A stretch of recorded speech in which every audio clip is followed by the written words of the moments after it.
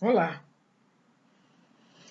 Agora entramos num novo capítulo, chama-se Despetalando a Rosa dos Ventos, ou Tempos Difíceis para Corações Fortes.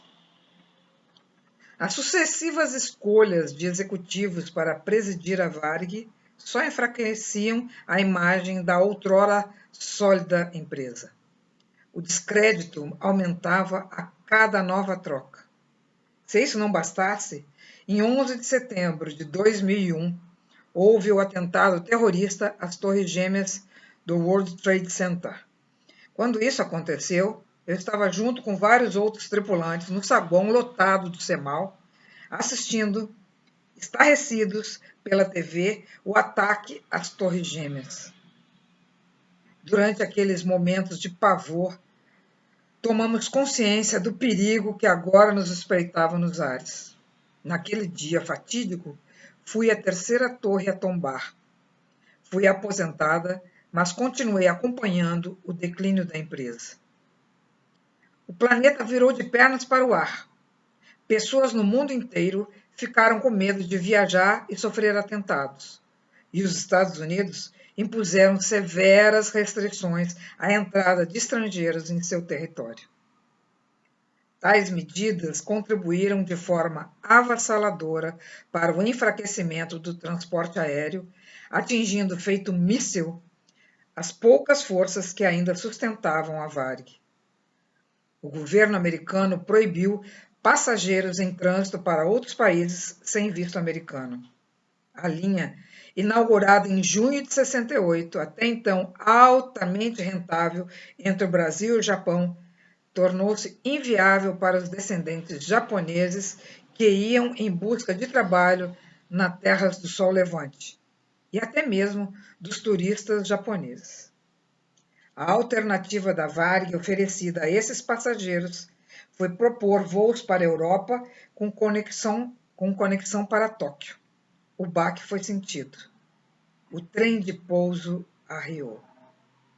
De nada mais adiantava a manutenção perfeita, a impecável recepção nos aeroportos, linhas adequadas, produtos irretocáveis e um serviço de bordo incomparável. A excelência daria lugar a queixas frequentes por parte dos clientes, face aos inúmeros problemas que estavam surgindo e escancaravam a bordo. Os comissários faziam das tripas coração para minimizar o impacto das mais variadas faltas de materiais a bordo. Sentiam vergonha. Levavam de suas casas até pó de café para servir aos clientes que agora estavam mesmo se transformando em passageiros. Passavam por nossas aeronaves e não voltavam, a não ser aqueles que acreditavam na recuperação da empresa. Foram incontáveis as vezes em que receberam aplausos por sua perseverança e atendimento digno, apesar de receberem seus salários com atraso e parceladamente. Fato inédito na história da pioneira, que jamais atrasaram os salários de seus funcionários. O conhecido chá, né, que a gente conhece como CHA, conhecimento, habilidade e atitude, que resultam em competência, já não nos adiantava de nada. A referência nacional e internacional de qualidade ia ralo abaixo. E a mídia abusava nas constantes, quase diárias menções à situação desesperadora em que a Varig se encontrava. O como era eminente. E aqueles que tanto usufruíram das vantagens abundantes que a empresa oferecia, agora se regozijavam, em total falta de respeito, ao anunciar a morte, num gotejamento lento de injeção letal daquela velha senhora de quase 80 anos, com saúde abalada, que tantos serviços prestara ao país verde e amarelo. Seu úbero havia secado, e seu corpo trazia as marcas da sevícia. As dívidas acumuladas, a apresentação de balanços financeiros negativos desde a década de 90, a constante mudança de dirigentes, Foram 7 presidentes em 5 anos, e sem atacar eficazmente os problemas, aliada ao reflexo do congelamento das tarifas aéreas, levaram a companhia a uma situação insustentável. Mesmo com a fusão temporária com a TAM, promovida pelo governo federal, para dirimir custos operacionais, para enfrentar a crise da aviação mundial oriunda dos ataques terroristas de 2001, não conseguiu ganhar fôlego para continuar em operação e foi obrigada, juntamente com as subsidiárias Nordeste e Rio Sul, a entrar com pedido de recuperação judicial em 2005.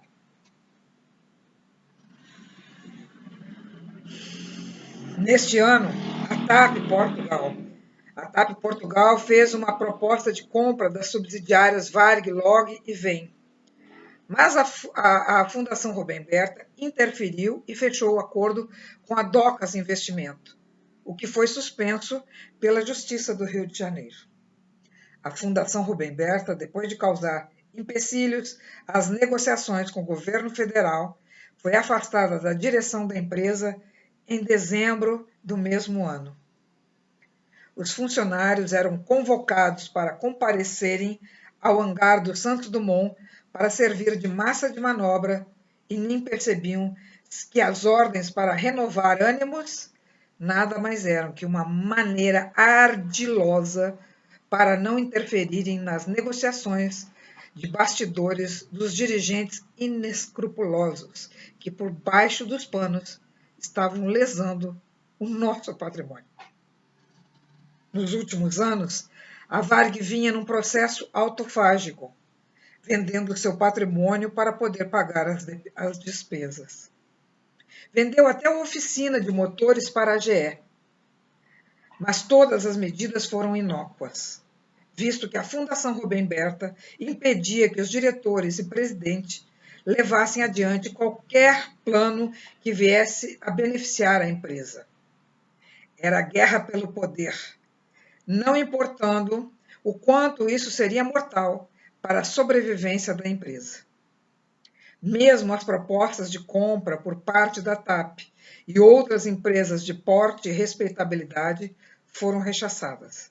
No entanto, alguns dirigentes foram altamente condescendentes e acabaram por entregar de bandeja, por meio de leilão questionável, a estrela brasileira a voo do Brasil, subsidiária da Varig Log, já adquirida pelo chinês, que fala fluentemente português, Lepchan, em nome do fundo de investimento Matlin Patterson, por 24 milhões de dólares em julho de 2006. A empresa foi esquartejada em 2 partes. A boa, que seria chamada a nova Varig, sem dívidas, e a ruim, com cifras devedores bilionárias, que ficou com a anciã, agora dona de um só avião. Está dando para entender as manobras? O homem de olhos rasgados estava interessado tão somente em uma recuperação rápida para vendê-la imediatamente com lucro absurdo. Tanto é que em abril de 2007 vendeu a Varig para a Gol por 320 milhões de dólares. Que lucro, hein?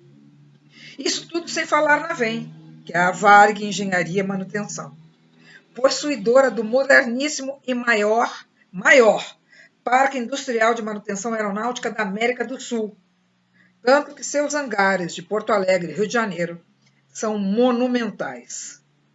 O do Rio é simplesmente o maior vão coberto da América Latina e um dos 5 maiores do mundo, capaz de abrigar até 3 Boeing 747 ao mesmo tempo.